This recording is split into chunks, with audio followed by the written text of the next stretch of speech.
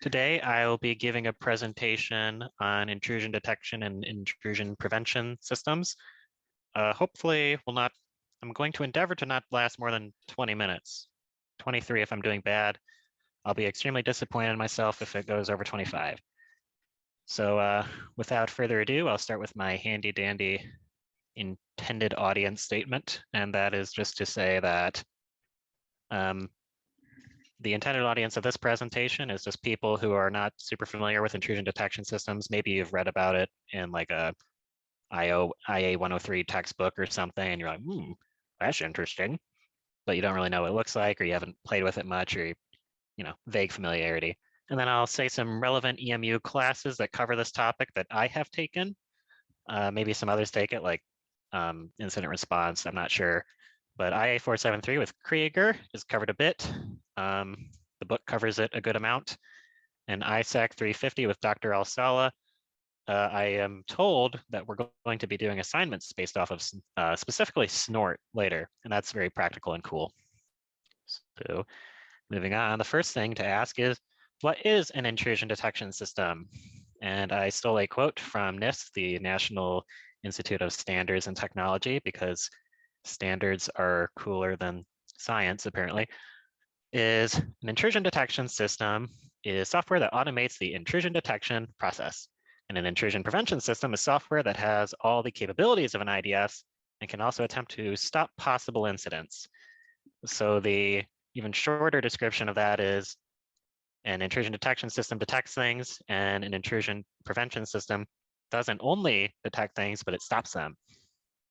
So this brings up a moderately useful question of what is the difference between intrusion prevention and just like firewall rules?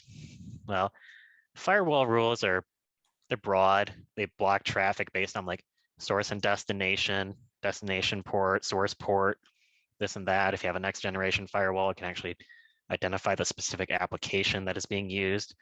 But IDS and IPS, they look deeper.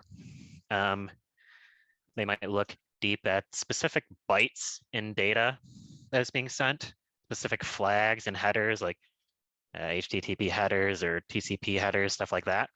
And from that, they can really deeply determine what is and is not evil. So there's different types of IDS and IPS solutions. The first one is kind of a historical term at this point, in my opinion, which is a host-based IPS/IDS. And at this point, this is just antivirus software. Come on, son. Antivirus software is pretty sophisticated and also RAM hungry, but that's basically what it is. And then there's network-based IDS and IPS, which is what people are typically referring to when they talk about these things.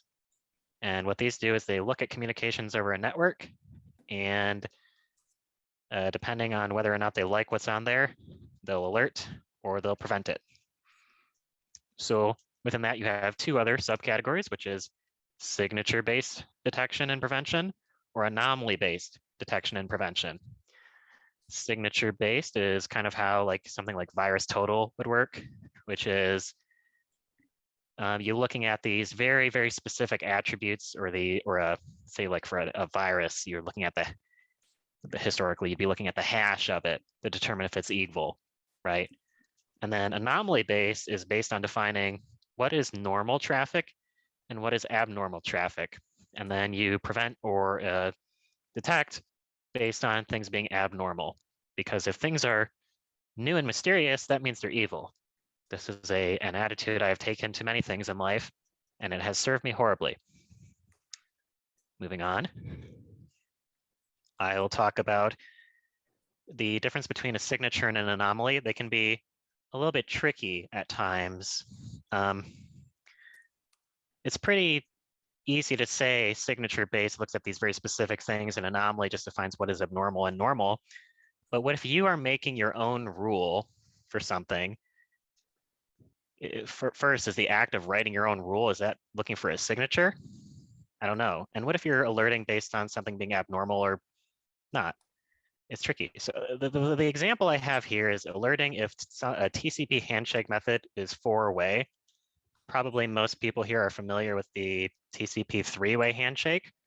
Well, there's actually a completely RFC compliant valid way of doing a four-way handshake to initiate a TCP session.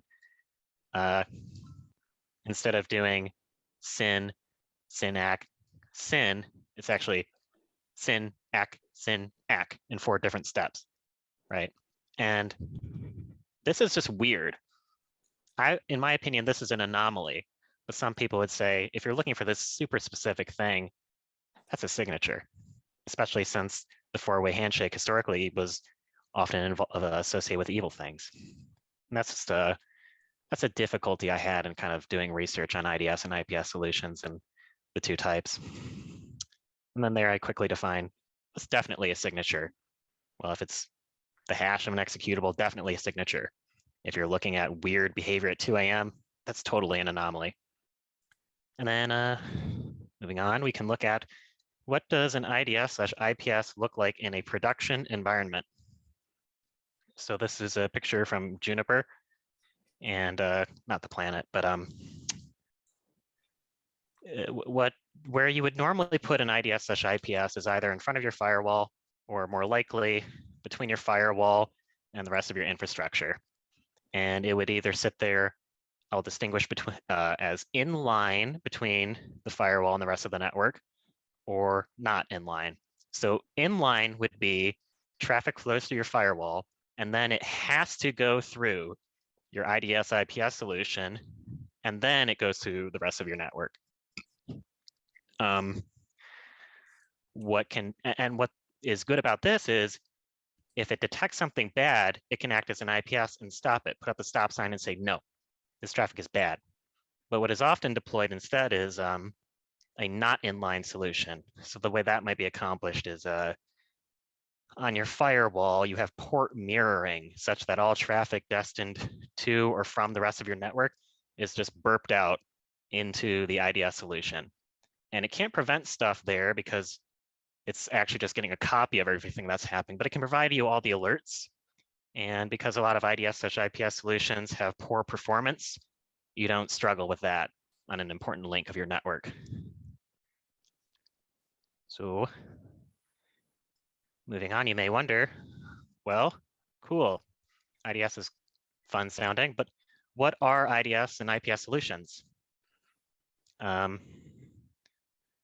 I'll say first, they're not super duper commonly used today. I'll say they're only commonly used today. And that's for a few reasons. Intrusion detection systems in particular are really noisy. They have lots of false positives that can make people go insane, and they require constant tuning. Mediocre performance. As I mentioned before, a lot of IDS, IPS, they're not very efficient with how they process traffic. SNORT in particular, I think they only like added hyper-threading or multi-threading to their capabilities like 5 years ago or something, which is really, really behind the curve. You don't want that like acting as a huge hindrance on your network. And then next generation firewalls have actually taken over a lot of the capabilities that IDS and IPS provide. If you go look at like the magic quadrant thing from Gartner regarding next gen firewalls, it will actually explicitly state next gen firewalls are replacing IDS solutions at the perimeter. Okay. So some of the products that you can go play with, or solutions that you can go play with in the IDS and IPS space, are SNORT, which is probably the most well-known, Suricata, which is more modern and hip, and Bro IDS/Zeek, which I'm not done much with, but it's also an old timer that's pretty popular. So I'll be talking about SNORT, which, as I mentioned, is the granddaddy of still alive dedicated IDS and IPS solutions. It was the darling of the open source community for quite a long while. And since it's been around forever, I don't remember the exact date when it was brought into existence. I want to say like late 90s. It's been around since. They have a trillion rules already defined for detecting things, which is quite nice. And SNORT is currently operated by Cisco. SNORT was developed by SourceFire. Cisco bought SourceFire. And if you get like a Cisco Firepower firewall, all their intrusion detection and prevention in the back end is just SNORT. It's kind of funny. And if you want to go play with SNORT, the easiest way to do it is on a pfSense firewall. In both ISAC 350 and IA 473, in my experience, the instructors like to play with pfSense. And it's really easy to download and get running. And SNORT is actually available as a package in the package manager there. So you don't need to compile things and play with annoying configuration files and whatnot. You have a pretty GUI and a package manager that takes care of you. Yeah, pfSense is where you can go get it pretty quickly. And then you can configure SNORT rules. This makes more sense if you're actually looking at a pfSense firewall, but you'll click on a button called Services, click on SNORT, you go into Interface Settings, you go into WAN Rules, and there you can make your own rules. You can write your own intrusion detection rules that will detect things that you don't like. Writing SNORT rules can get very in-depth and horrifying, and trying to read some of them is horrible, but you can do it. I made an example rule there that I have a picture of on the next slide, which is alert TCP any with the content of Bing. And then the alert it provides is Bing detected, because I do not want anyone using that horrible web browser or search engine on my network. I ban it, I forbid it.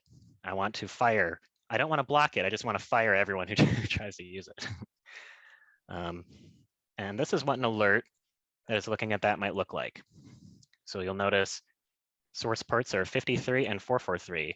That means for both DNS, it sees Bing being looked at, and it sees for web traffic, Bing is being looked at.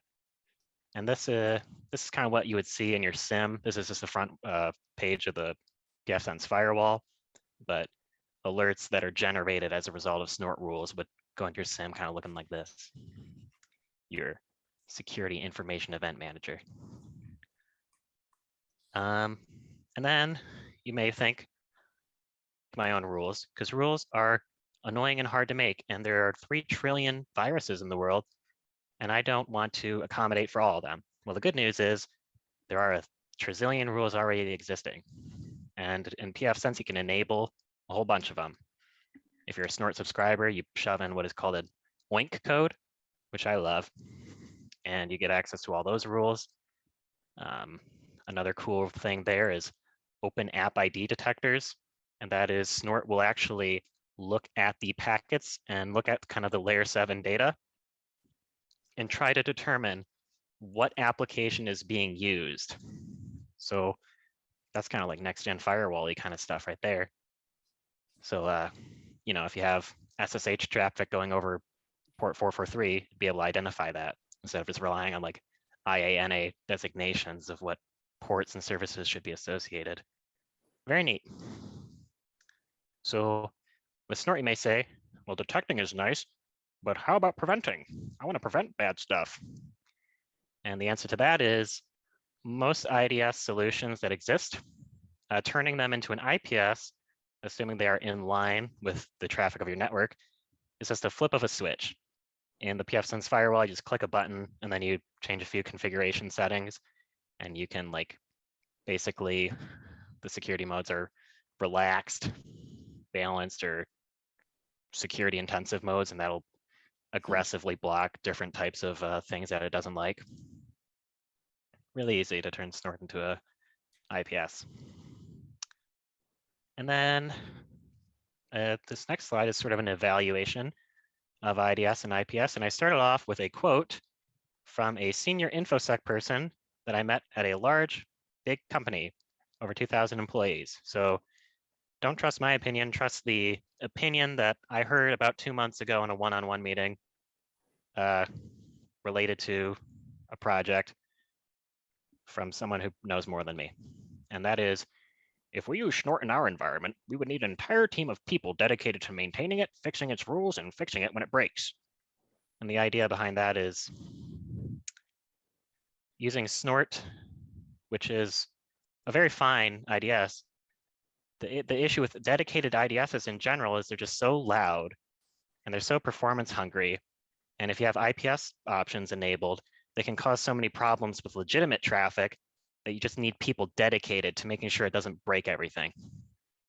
So as a result, really big companies that are super wealthy, they won't use something like SNORT. They'll pay $10 bazillion for the best things that are deployed at the edge firewall or an edge network. And then an example of how next-gen firewalls are kind of replacing IDS and IPS functionality is Palo Alto Networks firewalls. They have something called Wildfire, which you can call an antivirus thing if you like, but because it detects things it doesn't like, I call it an intrusion detection system as well, which is it'll look at things coming in, it will apply machine learning against the files and determine, does this look weird based off of what I know about viruses and evil traffic? And then if it's like a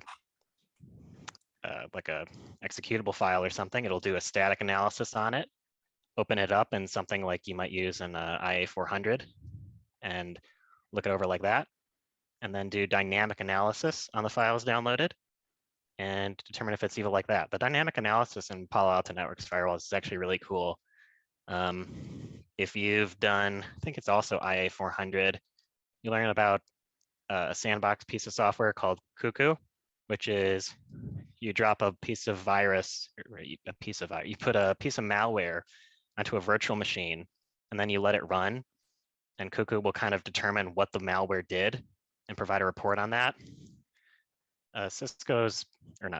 Palo Alto's Wildfire dynamic analysis is like that, but super fast and doing it on 6 different VMs at once. It'll do it on like a Windows XP machine, Windows 7, Windows 10, all these different things, and provide you a giant super PDF report over the course of 30 seconds. It's crazy, really cool. And that's way cooler than Snort. Sorry, Snort. And then further evaluating what IDS and IPS are good for, I'll say everyone who, first I'll preface this, I'm just an intern at my company, so I'm not very high ranking in the world, and I'm just a smelly student. So again, what do I know? But my opinion is IDS and IPS, they're really good for learning. Every school, like every other school that does security ever, will teach you a little bit of Snort, or at least mention it. A lot of my coworkers, they'll say, yeah, I took a SANS class and we learned Snort and that. Really cool. I'll never use it. But it's good for understanding the concepts, right? And then I'd probably recommend it for like a medium-sized business, because a small business, you don't want like 1/8 of your employees being security. That's just too much overhead. And then a large company should probably buy something better than a dedicated IDS/IPS. But a medium company, they can save a few bucks on using Snort, and it's not an extreme amount of overhead at that size. Pretty cool. And then the final slide is just some additional readings that anyone can look into if they're interested in. I'm gonna select one highlight from this page to talk about. I guess I'll mention the third one. All I'll say about it is that it's a research paper that is from Eastern Michigan University. I'll leave the names of the people who published it and wrote it as a mystery in case you want to look at it later. And the final slide is a picture of the beach to indicate I am done. Are there any questions or points of discussion anyone wants to have? I'm looking at the chat and I've opened my ears. They've been closed thus far.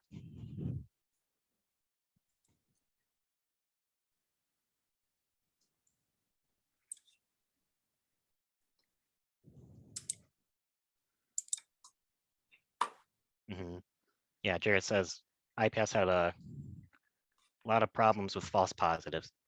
Yeah, and you can tune these things. Like Snort has a like don't go black crazy mode in that pfSense configuration, for example. How helpful is scripting for setting up those rules? That is an interesting question. The I think if you kind of knew what to look for in terms of particular byte sequences in a file, you could chunk those up and put them into multiple different rules. For deploying them, it's just a matter of editing a configuration file usually. And just scripting knowledge in general is super important for just understanding what you're doing when you're writing configuration rules like that. Yeah, that's my thought on it. And if there's no other thoughts from the world, I will cease this presentation. Oh, we got one more. Subscriber lists are a lot like ad block lists when they pull down up-to-date rules. Yeah, they kind of are. And like if you're looking at SNORT specifically, they have an entire Cisco employees, what's called their Talos intelligence group, I think. And their entire purpose of existence is just writing SNORT rules. And the community also publishes those, and those get frequently released and automatically updated when you use SNORT. So that's cool.